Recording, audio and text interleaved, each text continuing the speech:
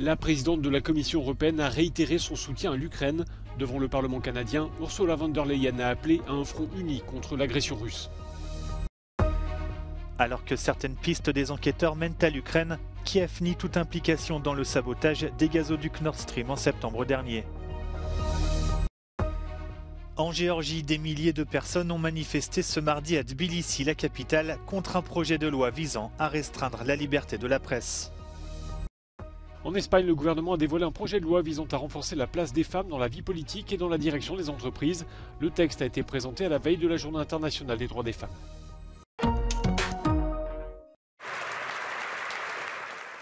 La présidente de la Commission européenne a réitéré son soutien à l'Ukraine. Ursula von der Leyen s'exprimait devant le Parlement du Canada à Ottawa. Elle a averti que l'Europe n'accepterait jamais que la Russie menace sa sécurité et de souligner l'importance d'un front uni contre l'agression russe. Canada and the European Union will uphold the UN Charter. We will stand up for Ukraine to be the master of their own future. Nothing about Ukraine without Ukraine. And we will keep supporting Ukraine for as long as it takes.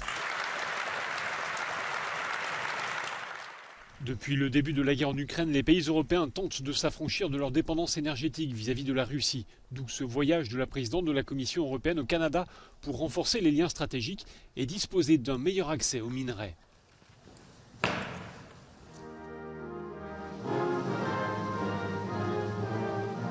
China produces 98% of Europe's supplies of rare earth.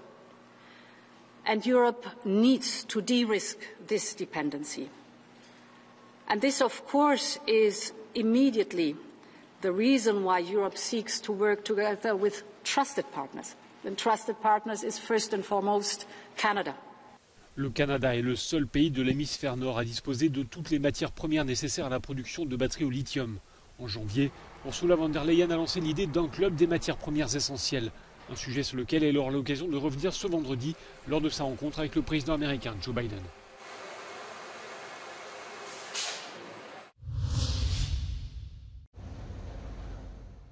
Les gazoducs Nord Stream ont-ils été sabotés par des Ukrainiens? Selon le New York Times, qui se base sur des informations obtenues par le renseignement américain, un groupe pro-ukrainien, adversaire du président russe Vladimir Poutine, serait à l'origine des explosions. En Allemagne, plusieurs médias, dont l'hebdomadaire Die Zeit, affirment que l'enquête criminelle a permis d'identifier le bateau utilisé pour le sabotage. Il aurait été loué par une société basée en Pologne appartenant à première vue à deux Ukrainiens. La nationalité des auteurs n'est toutefois pas claire, deux faux passeports ayant été utilisés pour louer le bateau. Si des pistes mènent à l'Ukraine, les enquêteurs ne sont pas encore parvenus à déterminer qui a mandaté le sabotage. Dans un tweet, le conseiller du président ukrainien Volodymyr Zelensky a formellement nié toute implication de Kiev. Le 26 septembre dernier, 4 énormes fuites de gaz précédées d'explosions sous-marines avaient été détectées sur les gazoducs reliant la Russie à l'Allemagne en mer Baltique. Hors service au moment des faits, Nord Stream 1 et 2 contenaient toutefois d'importantes quantités de méthane. Les Occidentaux avaient alors soupçonné la Russie d'être responsable de ces explosions.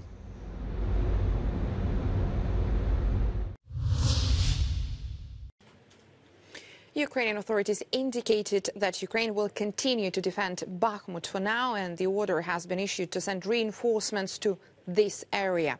The Institute for the Study of War says Bakhmut is not intrinsically significant operationally or strategically.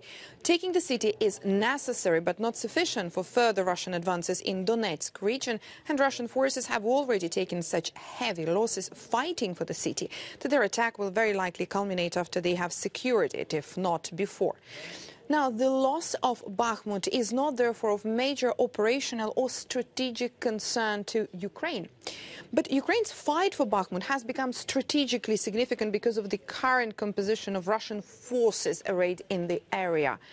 The opportunity to damage the Wagner Group elite elements along with other elite units if they are committed in a defensive urban warfare setting where the attrition gradient strongly favors Ukraine is an attractive one, the Institute for the Study of War says.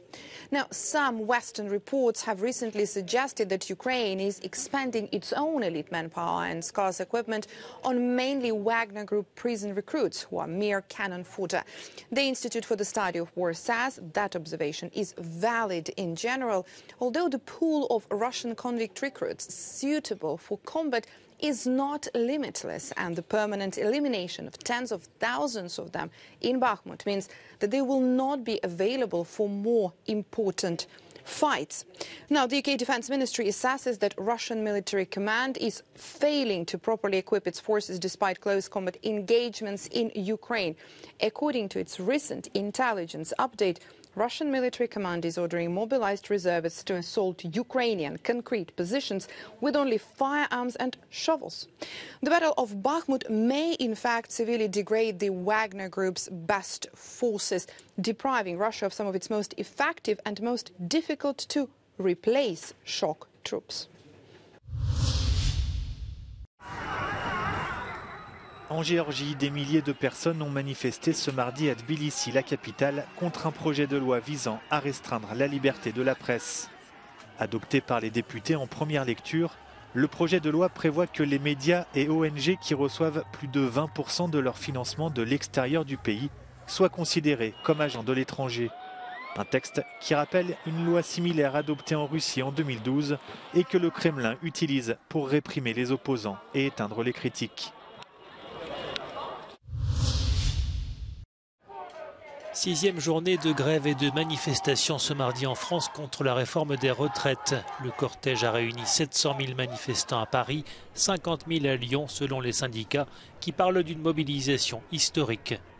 Si le nombre de manifestants était en hausse par rapport aux précédentes journées d'action, les taux de grévistes, eux, étaient globalement en légère baisse. Alors moi je suis égoutier pour la ville de Lyon en France. Aujourd'hui on manifeste par solidarité avec les copains, mais aussi pour dénoncer les conditions de travail dans lesquelles nous exerçons notre métier, à savoir un métier dangereux, pénible et insalubre.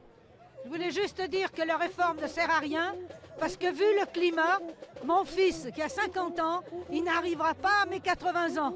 Donc la réforme est inutile. Il faut savoir que les pompiers en France ont une espérance de vie inférieure de 7 ans à la moyenne de la population. Donc plus on part tard à la retraite et plus on meurt tôt et moins on profite de notre retraite en bonne santé. Au cœur de la contestation, le recul de l'âge légal du départ à la retraite de 62 à 64 ans, une mesure jugée injuste par de nombreux Français. On a réussi à être unis, tout le front syndical. C'est une fierté pour nous. Ça fait des années que ce n'était pas arrivé. Et donc nous sommes déterminés à aller jusqu'au retrait de ce projet de réforme. Les syndicats entendent poursuivre le bras de fer avec le gouvernement qui espère faire adopter son projet de loi d'ici mi-mars.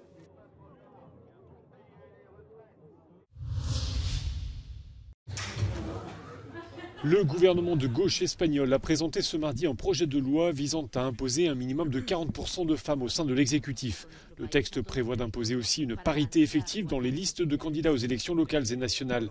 Ça, c'est pour la féminisation de la vie politique. Mais il y a aussi un volet touchant les entreprises. Las sociedades cotizadas deberán asegurar que sus consejos de administración al menos tienen un 40% de consejeros del sexo menos representado antes del 1 de julio de 2024. En los puestos de alta dirección deberán velar y ajustar los procesos de selección para que se alcance también este objetivo. Les autorités espagnoles semblent déterminées à aller au-delà des simples recommandations. Le texte prévoit en effet des obligations et donc des sanctions financières pour les contrevenants.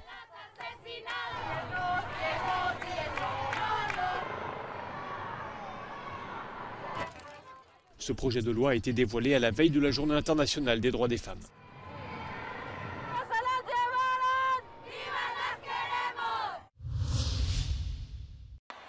Chelsea s'est qualifié pour les quarts de finale de Ligue des Champions en battant le Borussia Dortmund sur le score de 2-0 à Stamford Bridge. Gênés par le schéma tactique des Allemands en première mi-temps, les Blues ont dû attendre la 43e minute pour trouver le chemin des filets grâce à Raheem Sterling. Auteur d'un but sur pénalty à la 53e, Kai Havertz a ensuite offert la qualification à Chelsea, une victoire importante pour Graham Potter.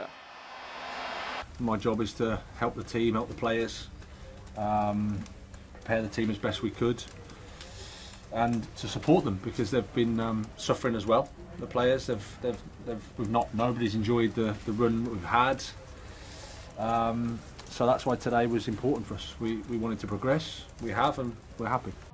De son côté, Bruges a sombré à Lisbonne. Face à une défense aux abois, Benfica, qui avait remporté le match aller 2-0, s'est logiquement imposé sur le score de 5-1.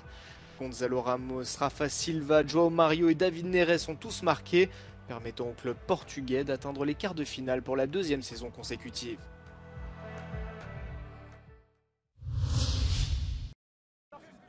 Battu 1-0 à l'aller au Parc des Princes, le PSG jouera ce soir son avenir en Ligue des Champions face au Bayern Munich à l'Allianz Arena. Pour accéder aux quarts de finale, les hommes de Christophe Galtier devront inverser la tendance sans leur star brésilienne Neymar, forfait jusqu'à la fin de la saison.